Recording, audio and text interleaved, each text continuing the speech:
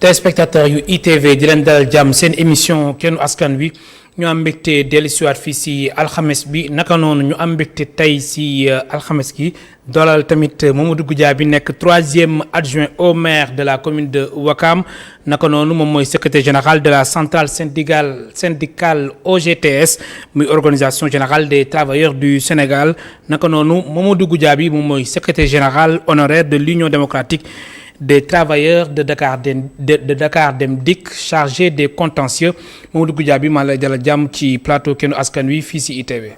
jërëjëf Malick maa ngi nuyu seen téléspectateurs yi yëpp nuyu waa Sénégal yëpp surtout Wakam may masaw surtout la fa xewoon temps yi passé muy dëmba ak yeneen jours yi nga xam ne jot nañoo def une sortie ñu yaakaar ne dinañ am émission bu neex boo xam ne nit ñi diñ ci jëlee njëriñ incha allah alors dem ñoo gisanoo lu xew Wakam ca terme sud coow li bëri woon na trop mais laataa ñuy yaatal waxtaan bi dañuy dem régie ànd ak suñu naataango Adama Sarr ak Seydina Mbaye dem ñu fa woon teewlu ni mel ñu seetaan reportage bi dellu soir ci plateau bi.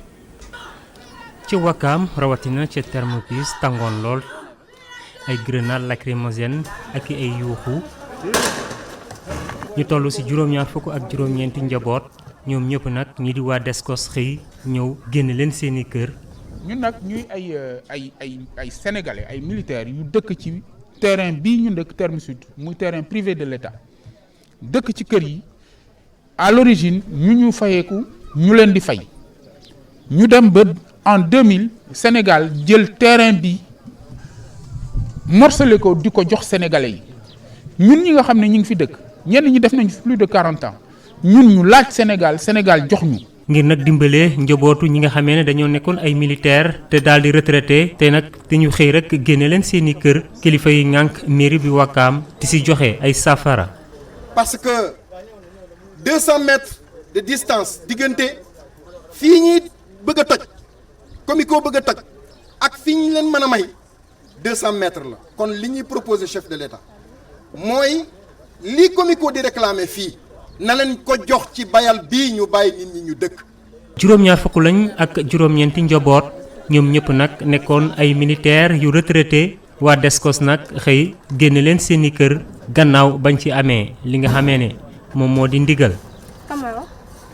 di jaajëfal bu baax a baax Adama Sarr ak Seydina Mbaye bi nekkoon ci caméra bi alors Mamadou Goudiaby yow nga nekk 3e adjoint au maire bu commune bu Wakam démb yaa ngi woon ci terrain bi gis nga lu fa xew. sa premier commentaire lan la exactement. waaw sama premier commentaire en tant que autorité foofu ñu dénk ma en tant qu'adjoint au maire problème mu Wakam la may def mooy ma masaw leen d'abord. la fa xewoon daw na yaram fii état de droit moo fiy jub. état de droit mooy kii waral mbir mi wane na këyit. te état de droit li muy impliqué c'est l'autorité. loolu la tax gendarme yi fees fa. état de droit nag bu ñëwee c'est l'état social qui doit suppléer à l'état de droit. parce que état de droit mooy jugement am na du ñu jéem a juger waat fii ci plateau bi waaye li jot a xew la ñuy wax xam nga 79 foyers. oui. maanaam juróom-ñeenti fukki. foyer ak juróom-ñeent. ñaata nga wax ñaata foyer nga ni 79. juróom-ñaar fukk ak juróom-ñeent. ak juróom-ñeent.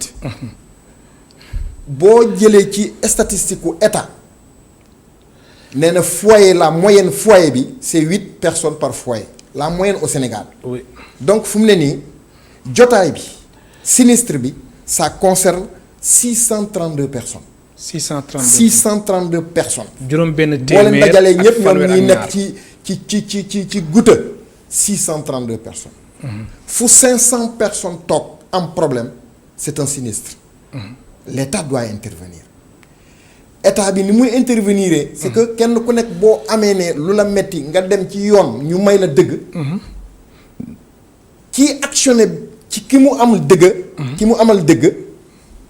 bu amee lu muy jur ci lorange état war na jóg. mais demoon nañ si yoon. oui demoon nañ ci yoon. dossier boobu. nee na la duñ ko atteewaat. duñ ko atteewaat oui. non fii ñun duñ ko atteewaat. mais kayit bu jub waxatuñu ko. mais ñun lu ñuy wax naan population yi nga xam ne ñoo nekk ci coono population yooyu naka lañ leen di def parce que njabootu président de la république la. njabootu sénégalais yi la. donc ni mu amee mbënd mi mu am ay sinistres ñu assister leen. war nañ leen a assister kooku benn la. deuxièmement même condamné yi nga xam ne da nga leen a condamné tëj leen da nga leen jox ñu lekk. jox leen lépp assister leen parce que condamné la wala ñàkk loola nga ñàkk àtte la ñàkkal cela ne veut pas que tu perds ta citoyenneté. donc état war na jóg. te boo gisee ci reportage bi ma ne état am na solution. fii ñun ñoo ñàkk pollution mais état am na solution. te solution bu jàmp ak bu jegee état bu jegee Wakaam bu jegee Comico. parce que ñoom ñoo jotee. donc boo jëlee par exemple dëmb fii la ñuy gën a marché wu xam nga léegi luwaas oto pour louer oto dem wuti luwaas location. ni mu seeree boo yeggee ñu laaj la ñetti weer. foofu laa daan laajee ñaanee ndimbalu état. donc or état bi boo xoolee. président de la République dafa am dans le cadre de sa politique publique des politiques publiques dafa am un projet de 100 000 logements. oui boo amee 100 000 logements boo yéenee Sénégalais yi waroo toj benn kër. oui. parce kon que lu gis xew nañu démb gujaa bi ànduloo si benn yoon. non état mënoon nañ ko éviter droit waaw mën nañu éviter. oui brutalité bi. c'est vrai que nee nañu jox nañ leen sommation. oui pour ñu jóge fa. mais ci diggante bi bu ñu wutulee solution mais ci mujjantal ba mën nañu wut solution moom laa wax. dama ne état moo njabootee la Comico état moo njabootee waa Terme Sud. moi je trouve que waa Comico 3 hectares la ñuy laaj à Terme Sud. 3 hectares. 3 hectares. te bu ñu amee 3 hectares yooyu yi ñuy jël foofu dañuy toj kër yi fa nekk tabaxaat leneen. toj kër am na. loolu tax ma ne état am na solution parce que au niveau de l'aéroport. oui commencé nañu séddale ay terrain. ñoom ñi nguur gi kenn ku nekk dans la presse vous avez vu 557 terrains morcelés yoo nga xam ne pàccoo nañ ko. seen biir ñoom. ñoom seen biir ñoom. waaye à Wakam.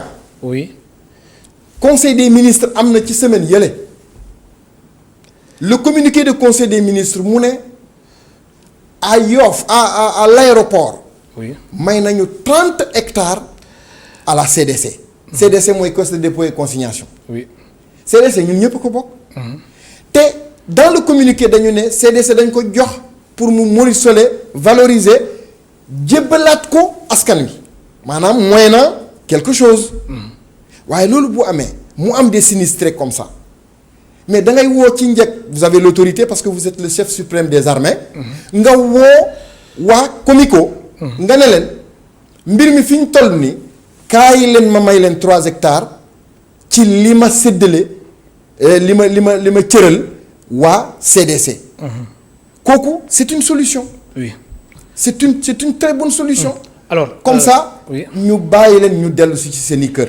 alors gis nañ aussi waa DIRPA ñoom génne woon nañ communiqué di indi ay leeral si li nga xamante ni moo am ca Terme Sud bu Wakaam loolu yëpp dañ si ñëw ànd si ak colonel Makhtar Diop bi nga xamante ni DIRPA la nekk jokkoon ak moom kàddu yi la yëkkati ñu déglu ko dellusiwaat si plateau bi.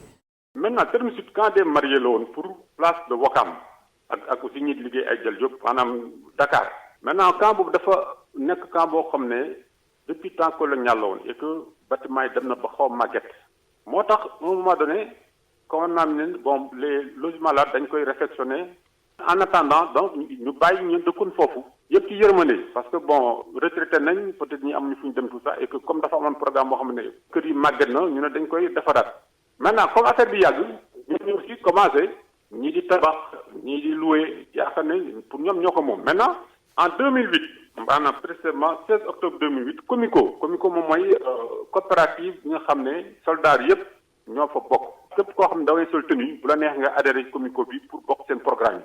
Comico bi ma sosoo ba léegi def na programme yu bëri Comico jënd terrain bi pour continuer ay programme am parce que liste bi bëri na ñi nga xam ne bàyyi na si seen xaalis depuis très longtemps di xaar kër donc Comico bi mu ko jëndee donc mu ne ñooñu dañ ko joxee terrain bi ñooñu entre temps aussi constitué collectif maanaam association di xeex pour toog foofu léegi ñoom ñu attaqué décision ci tribunal ñu ne tribunal na annulé contrat de vente boobu entre nguur gi ak Comico.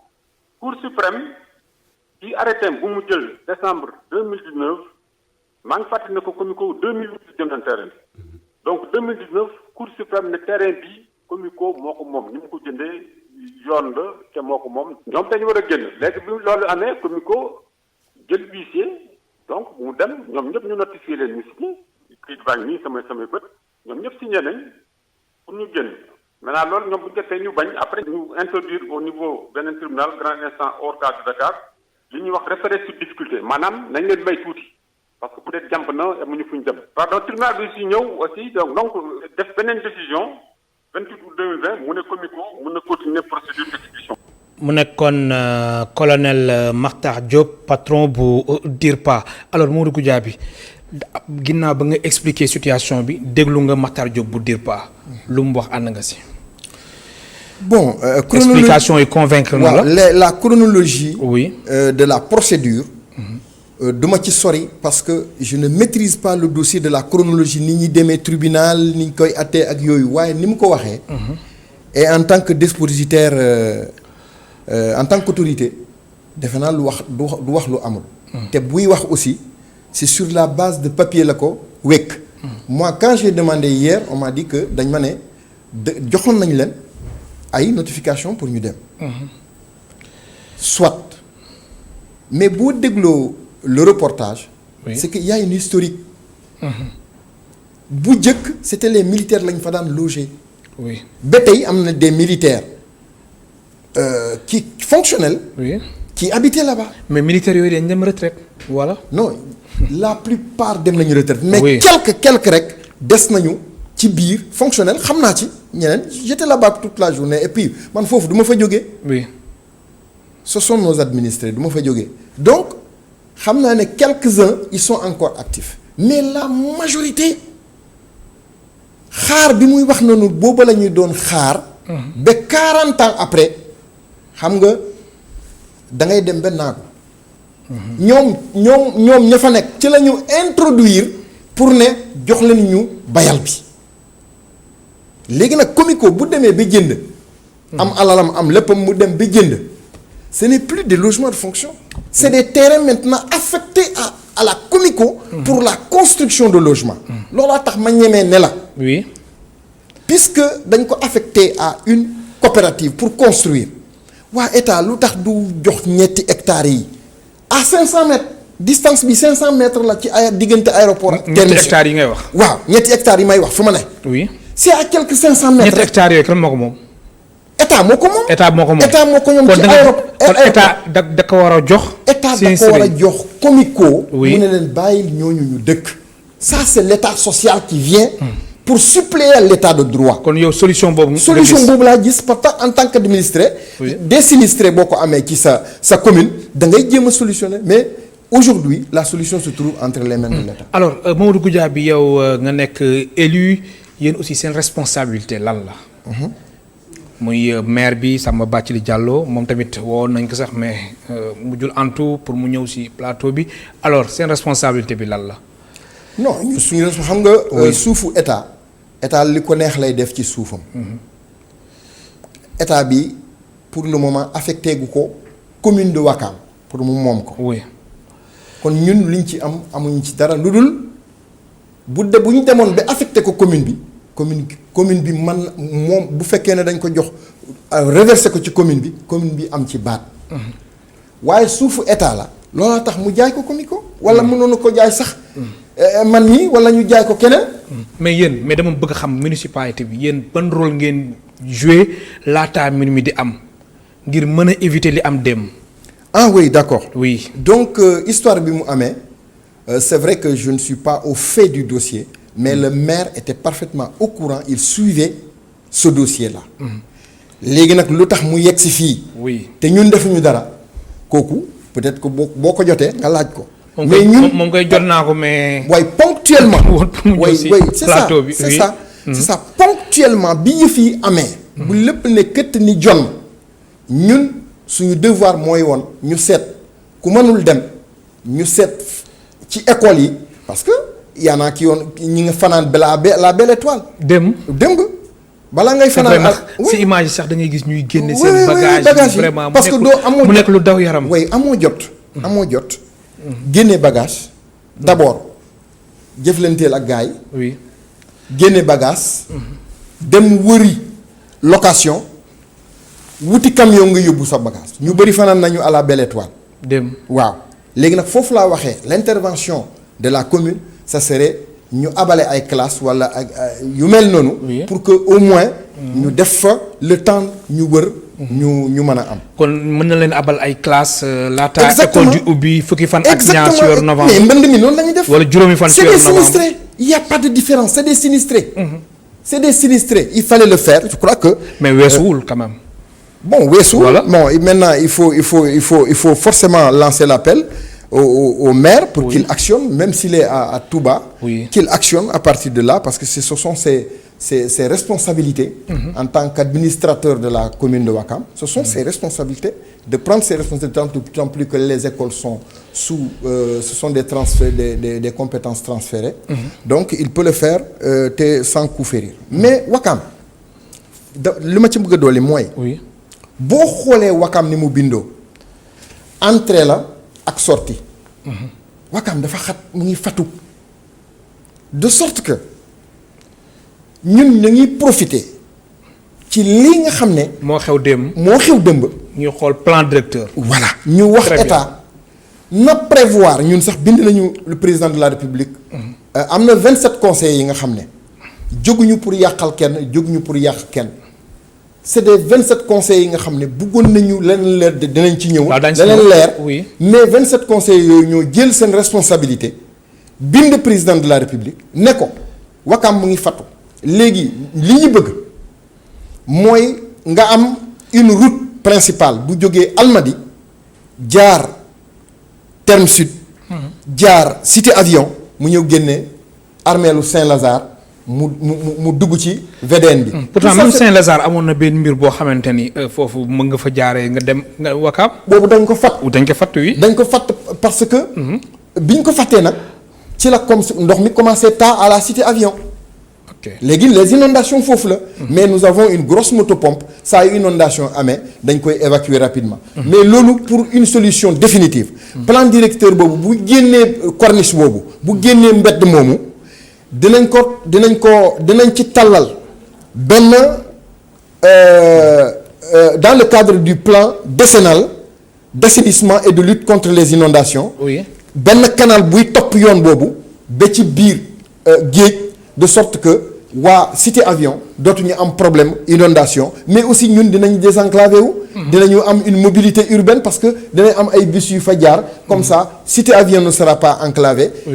Terminus Sud et Comico ne seront pas enclavés mu doon une route de sortie. alors Modou Goudiaby gis nga image yi ñoo ko gisandoo dem xeex bi metti woon na yàggoon na alors lii ñu gis ay frères d'armes di xeex loolu est-ce que mënuñ ko éviter fii ci Sénégal. bon peut-être ay frères d'armes. ay frères non c'est pas bon. heureusement que la plupart d'entre eux sont à la retraite. mais gisoon nañ ci ay jeunes aussi. oui c'est ce que je dis. il y en a qui j'en connais plusieurs qui sont actifs. ñi nga xam ne dañ leen faa loger. mais bu fekkee ne Comico bi war a jox dëkkuwaay. militaire yooya bu fekkee ne bindu woon nañu. looloo tax ma ne ñoom ñu séddee état jox leen foofu moo gën ci ñoom ñëpp. jamono ñooy je dis que en tout cas confrontation partout. entre d'ailleurs qu'on se regarde en chien de faïence rek. c'est pas bon. c'est pas bon ma fàttali suñu mbokk téléspectateurs yi ñu ngi dalal tey Mamadou Goudiaby nekk 3e adjoint au maire de la commune de Ouakam ñuy fas yéene waxtaane lépp lu jëm ci wàllum suuf ca Ouakam rawatina li xewoon dem ca Terme Sud. alors Ouakam suñ ko waxee rek suñu xel dem ci wàllum suuf gis nañ aussi fan yi ñaar fukki conseil ak juróom-ñaar jug taxaw di naqaru gestion bi nga xamante ni maire bi moom lay gérer commune bi rawatina aussi ci wàllum suuf lan moo xewoon. waaw au début du wàllum suuf moo ñu boole woon. mais si la bokk. waaw si la bokk du wàllum suuf moo ñu boole woon. mooy gis nga ànd boo gis ànd nawle moo gën. même boo féetee ñëpp ci kaw. ànd nawle dafa baax trop ci ànd. surtout dans le cadre d'une gestion de commune les administrés. alors que dans une mairie le maire exécutant la ñi koy jox ndigal pour mu jëfee délibération yi mooy c'est le conseil. dañoo dem ba gis ne wormaalul conseil bi parce que day jël ay mesures en solitaire. maanaam moom daal mooy jël mesure am. oui day yeewu suba rek. oui buum di noonu la fa demee. waaw personnellement amoon naa possibilité. di ko xelal di ko jox la ma xam ci dossier bu ma imputé ma wax ci sama kàddu. oui c'est pas la même chose que les autres parce que je suis adjoint. dossier yi ma imputé yëpp dama koy traité def enquête wàcc ci terrain bi def enquête ba pare ma jox ko ma ne ko les recommandations possibles sont les suivantes. ma def kon daan naa joxe sama avis. waaye depuis bi mbas mi amee ñu am contestation sur benn délibération moo xam ne dafa génn ne dinaa joxe 500 millions ci mbas mi te conseil yi voté nañ ko ñu ne ko déet voté wuñu. amoo amul réunion ba vote am. ah bon coow li fa la jógee. léegi moom mu génn. voilà mu voté ngeen ko mu ne voté nañ ko et d'ailleurs kayit bi taxoon anomalie am. oui. ñun li ñu délibéré ci affaire spéciale bi nu mu tuddati. autorisation spéciale bi. oui. ak ci suuf si ñu ñëw di wax nii. oui. délibération am na ci la création de nouveaux quartiers.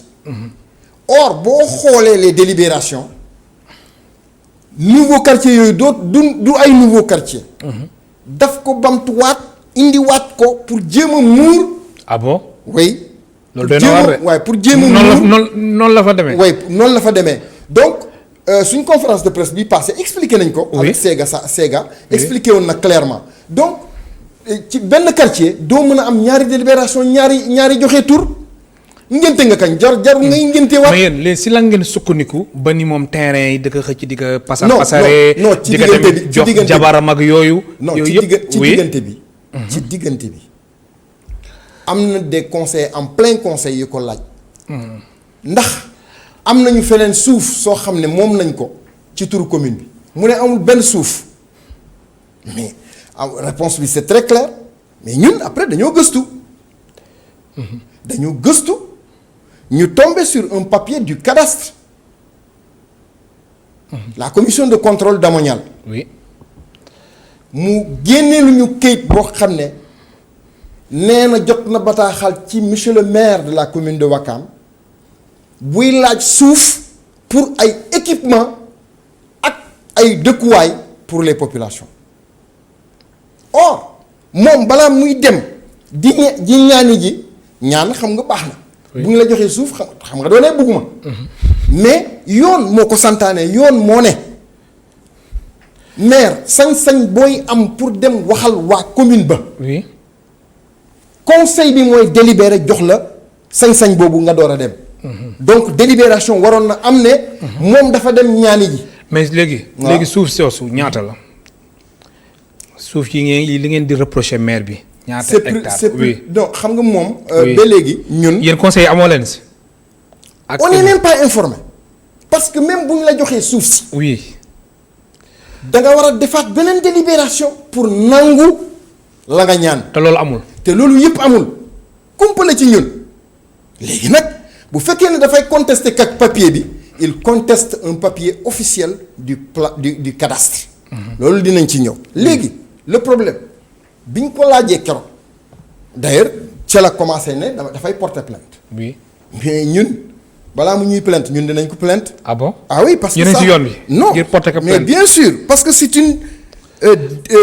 une violation manifeste du code général des collectivités locales. waaw jël nga sañ-sañ boo moomul rax ci dolli su fekkee ne affectation parce que la loi dit que les compétences d'affectation des terrains et de désaffectation. Oui. incombent relève du conseil pas du maire. dama koy far di naan muy dégg muy naan may joxe may def non conseil bi mooy affecté. les terrains mooy désaffecté tey jii bu ñu amee gain de cause danañu nanguwaat suuf si yëpp delloo ko commune ba. procédure bi tàmbaliwaat ñu commencer une bonne procédure pour tout ça c'est pour dire que. Oui. le conseil dañ ko war a may gëdd man li ma gën a metti ci réunion boobu réunion du conseil c'est que le préfet était là. Mais le préfet il n'a pas le droit qu'on lui pose 3 questions il répond à une seule question il refuse de répondre à la question sur ndax bureau municipal bu amul. oui. conseil ba war na on peut tenir le conseil. préfet mu ni du préfet dafa mel ni du nekku fa. lañ ñu tontu mooy la ko arrangé rek. mais yéen da ngeen ko relancer. mais on l'a relancé on nous a même refusé la parole parce que bi mu demee bi def un forcing. oui. mu ne on commence lever la main ceux qui veulent que l'ordre du jour soit organisé alors que ordre du jour bi ce n'est pas le maire moo ko war a fixer ordre du jour d'un conseil c'est le bureau municipal composé du maire et de ses adjoints ñooy toog ne nañu xalaat nañu réunion ci lii ak ci lii réunion boobu ordre du jour boobu lay jël taf ci ordre ci convocation mu convoqué mais loolu bu amulee. oui. réunion boo def daganul. lu ñun tekkaaralu préfet bi. moo ñu jaaxal et l'autorité malheureusement l'autorité de l'État a été sapée de ce côté. am na suñu téléspectateur bu njëkk bu nekk ci ligne bi 88 628 74 74 allo allo kooku dem na alors Goudiaby yéen lan mooy seen preuve ba ngeen ni maire bi dafa ko ci ay terrain jox ko soxnaam jox ko ay mbokkam ak yooyu. waaw mais xam nga. oui. dañ la ñun dañu yor ay documents. C'est sur la base de ces documents maire biñ ko jëkkee laaj mu ne moom amul terrain bu ñu may commune bi te moom wóor na ko ne depuis 2019. juillet 2019 di juillet septembre 2019. oui. xamoon na ne terrain am na moo ñaani ji au moins sax mu ne ñu. ànd nawle yéenay dogal man ma jëfee dogal ya ñaan naa ay terrain te ñëw ma ci yéen mais loolu anticiper na ci ñun balaa ñu koy laaj au moment sax dañ koy ne bu ñëwee dañuy def une délibération pour corriger tout ça et tout ça mais dafa weddi amul ñun ñu dem wër ba gis këyit hein ñu wone ay des numéros d'affectation de terrain foofu laa la waxee ne. oui. la plainte c'est pour ñu leeralal ñun étant donné que nous avons une preuve que des terrains jox nañ ko avis favorable pour un terrain. les avis favorables l'avis favorable am nañ ko. avis favorable bi mu amee waroo noppi. da ngay daw si ci conseil bi ne leen j'ai reçu un avis favorable pour des terrains pour problème d'équipement et. pour le logement population Ouakam. alors mais boo ko defulee. oui am na loolu nëbb donc la plainte c'est pour ñu mën a leeral mbir mi. mais yéen soo leen defee seen plainte mu def plainte am. mbir mi dina métti de. non c'est la même chose c'est normal. oui c'est normal si se sent offensé. oui. Sur la base du document duquel ñu fësal information boobu. oui il peut porter plainte pour laver son honneur. oui mais ñu nit dans le cadre de l'exercice de nos compétences. oui. ci taxaw Ouakam bi ñuy Ouakam fale pour ñu taxaw leen il faut que ñu leeral mbir mi. am na solo te kenn rek moo ko war a leeral on va aller à la Cour suprême. mais nag c'est un peu compliqué. oui. parce que même booy dem Cour suprême. allo. da ngay jaar. salaamaaleykum un mémoire qu'il faut écrire. am na ku nekk si ligne bi allo. salaamaaleykum. waaleykum salaam. waaw sanga bi ñu ngi ziar bu baax a baax de. alhamdulilah delloo ziar kilifa gi fa nga ñu woowee. waaw man maa ngi leen di jam ñaajo. jam ñaajo bismillah. waaw Samba Faye laa tudd. ñu lay déglu. mais benn contribution rek laa bëggoon a indi bu ndaw. parce que damay faral di suivre seen émission boobu lu bari. waaw. mais j'ai remarqué que ne bàyyiwu leen xel mu jékki-jékki teg ne serait-ce que bouteille d'eau pour que on ne sait jamais. oui. parce que la dernière fois quand vous avez mis Dame Babou. oui. dafa coroxaan te amul sax lu mu naan. te ñun xam nga ay nit lañu rek dañuy jékki-jékki coroxaan wala ñu sëqat wala des choses comme ça. donc plateau boobu daal man la bëggoon daal ngeen di ci bàyyi xel. ne serait-ce que benn bouteille d'eau à côté. si pour bu dañ koy def sax dañ koy def sax. des fois dañ koy faral wàcc ci table bi. fi mu nekk nii j'ai remarqué. oui. keroog vous avez amené Dame Babou j'ai remarqué. émission bi ci topp aussi j'ai remarqué. et si vous vous rappelez Dame Babou keroog dafa coroxaan. mani dañ koy def sax mais des fois dañuy préférer di ko wàcc ci suuf. ndax sponsor yu si nekk moo tax quoi. am na si yoo xamante ni le temps ñu koy dindi. oui. dama ne boo indee bouteille bi. pas de envoyer le papier qui n'emballe. jërëjëf. waaw loolu contribution moo doon joxe rek ngeen baal maa xam. di la gërëm baax di la sant mbokk. je vous suis régulièrement quand même. jërëjëf di la gërëm baax mbokk téléspectateur merci beaucoup jërëjëf. alors Mamadou Goudiaby yaa ngi woon si explication bi mbirum plainte bi yéen ka ngeen déposé seen plainte. non on est dans la procédure parce que moom. oui plainte am peut-être mën na gën a gaaw moom maire. oui parce que moom il nous day porter plainte directement ci ñun. oui mais ñun yoon moo ñu canaliser yoon moo ne. yéen conseil bu am looy plainte da ngay njëkk a bind un mémoire. oui nga yóbbu ko préfet. pour que xam nga dans une commune c'est le maire qui représente c'est lui qui peut ester en justice. mais lorsque ay la ñuy ŋaññi ça entre en conflit avec les intérêts de la commune moom dañu war a permettre ñun ñu jël flambeau bi ñu mën a yóbbu. am na solo loolu au tribunal. am na beneen téléspectateur bu nekk si ligne bi allo allo. allo oui. allo bismillah. oui. allo allo. allo oui maa ngi leen di jaajëfal. waaw baal ñu nga wàññi télé bi baal ñu nga wàññi télé bi. voilà. waaw d'accord. d'accord. léegi c'est bon. waaw ñu lay dégg bismillah. waaw très bien man aussi dama bëggoon laaj benn laaj rek. waaw. ci fan yi passé dañoo dégg ci réseaux sociaux yi. le maire de la commune de Ouakam di naan terrain yu nekk terrain Montanari yi. moom moo empêché ñu borom ñi ko moom tabax ci. te terrain Montanari dafa nekk terrain boo xam ne bi domaine privé de l'État la. ce sont des baux que l'État a donnés à des particuliers. Les particuliers ont fait toute la procédure dem nañ CCOD ba ñu jox leen autorisation ba ñu am seen baux. am na suñu bëri ñoo xam ne am nañu autorisation de construire. léegi am na benn vidéo boo xam ne bi le maire Samba Bathily Diallo dafa ne ci benn dossier boo xam ne bi daf ko doon opposé moo ko waa US Ouakam.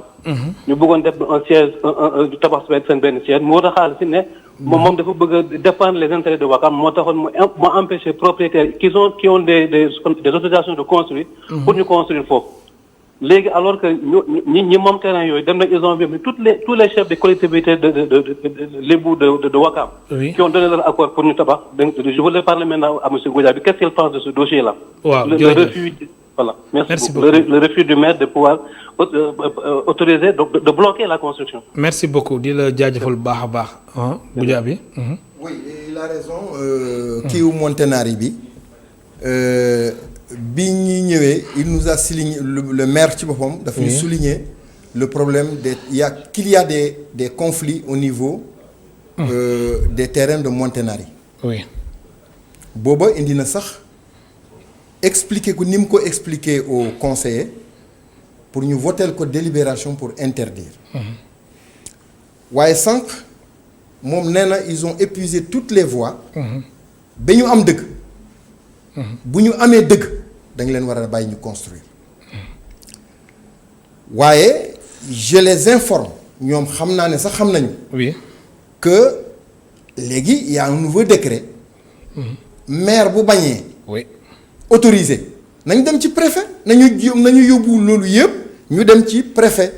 l'essentiel est que légalement ñun liñ ñu waxoon ba ñu voté la délibération s'il n'y a plus de problème loi prononcée comme le cas d'hier. oui mais en ce moment bu fekkee ne da nga leen a joxul une autorisation mais ils n'ont qu'à saisir le préfet et cela sera fait. beneen bi oui très rapidement. waaw beneen bi mooy dafa wax problème mu USO. ñun à la dernière minute. oui la ñu dégg ne déggatuñu. mais réunion amoon na d'harmonisation. mais maire joxe kàdduwam comme quoi tout le problème est réglé. mais après il s'est rebiffé. oui mais dirigeant union sportive de Ouakam dañu accuser maire bi que ni dafa moom moo retardé construction complexe sportif. waaw moom laa la wax. dama la ne pour ñun c'était réglé.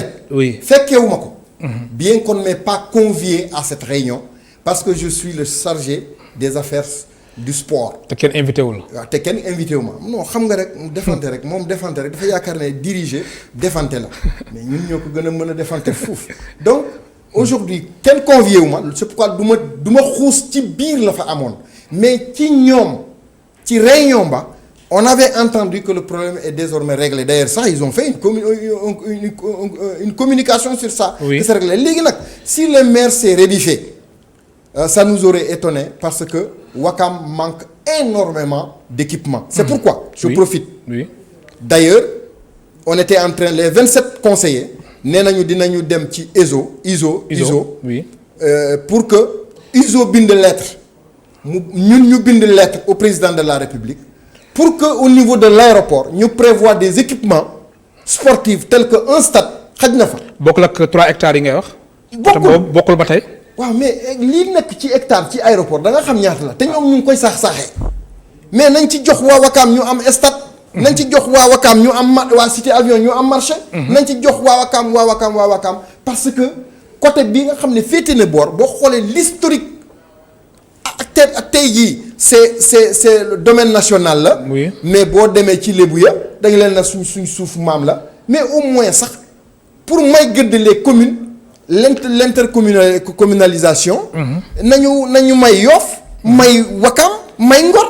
am na solo parce que ñoo sëq aéroport bi. am na solo alors Modou Goudiaby da nga gis ni solution ci litige foncier yi nga xamante ni moo bëri Ouakam plan directeur bi rek moo mën a régler li ni mel. c'est le plan directeur d'aménagement. moo mën a régler le problème là. waaw parce que d'abord lii xewoon ci Mamelia.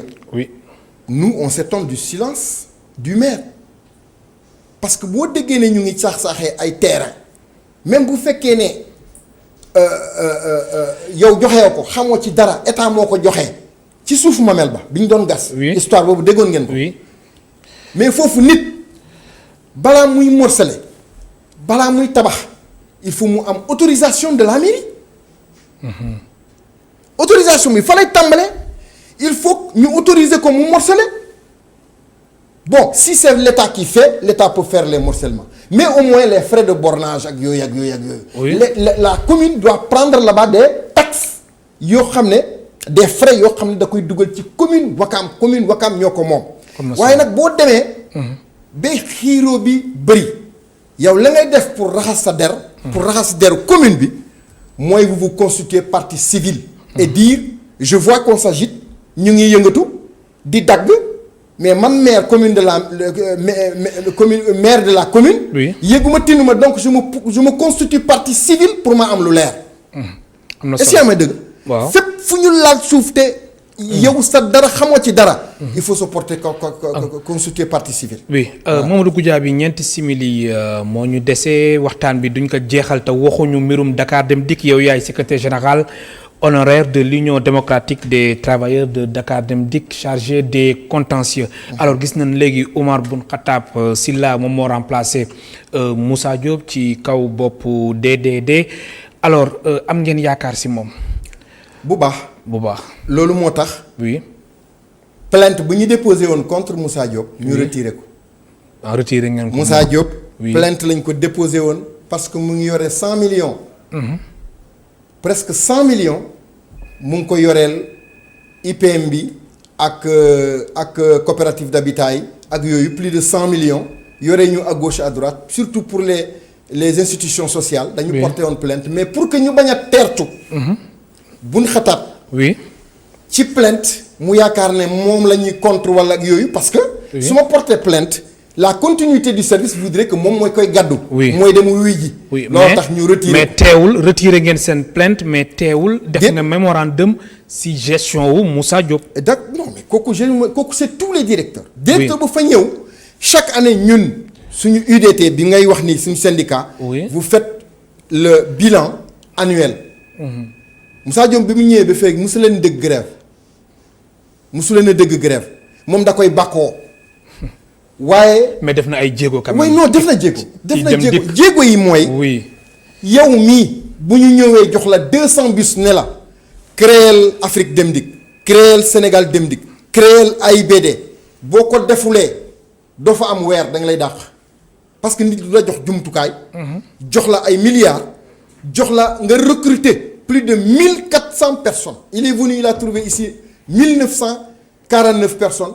Il a recruté 1400 personnes. On est maintenant à 3400 et quelques. Oui. 3000, on est 3200 sans compter les départs.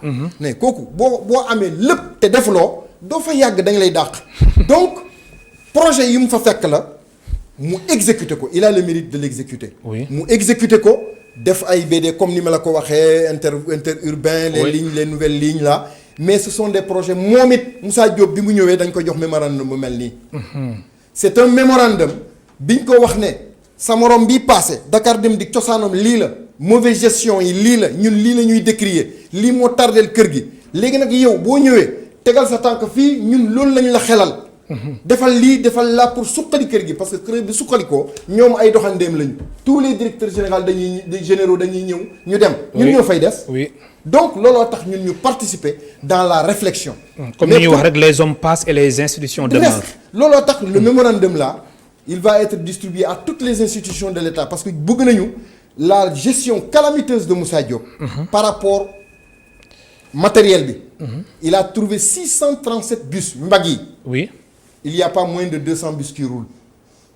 donc tous les bus en panne il ne les répare pas c'est ça la gestion. Ah bon? Gestion mooy bus bu panne nga réparer ko mu dem wuti ji mu jëm wuti ji mais gisatoo car bu mag car yu ndaw yi rek. tokos yi si yooyu rek ngay gis loolu est-ce que. même seen car yu gudd yooyu. ngeen doon kii noonu mais yooyu gisatuñ ko. ça est dans le mémorandum gis nga le transport de masse. bu ñu bëggee mu dox. il y a le BRT il y a le TER. mais ça ne règle pas le problème de transport. oui parce que. L'État n'a qu'à faire très attention nous li ñu leen di recommander mooy bu ñu bëggee commander nañu commander des bus articulés. Oui. mais ñun passé nañu affaire commande mu ngi fii ñu xelal état. mais bus articulés yooyu gisatuñ ko de. mu nga foofu gaare. waaw mu koy mu ngi foofu gaare mais gisatuñ ko circulation bi. waaw mais mu nga foofu gaare kenn defaru ko. te dañ ko war a defar. un bon gestionnaire mooy yuutu car yooyu. dem jëndi pièces détachées defar ko mu dem liggéey. am na solo waaye duñu la jox 1112 cars aujourd'hui. oui. yow sa problème au lieu ngay créer des richesses pour dugal ci biir Dakar Dem Dikk yow da ngay saaxee richesse su Dakar Dem Dikk. foncier waaw foncier bi bu ko jaayee wàññi na richesse su Dakar Dem Dikk. foncier mooy fu siège wu ki nekk APR nekk siège chinois yi siège wu Diamond Bank daf koy jaay xaalis furaas kenn xamul fu mu dugal xaalis. mémorandum non on a saisi l'OFNAC. oui le mémorandum là a été communiqué à l'OFNAC.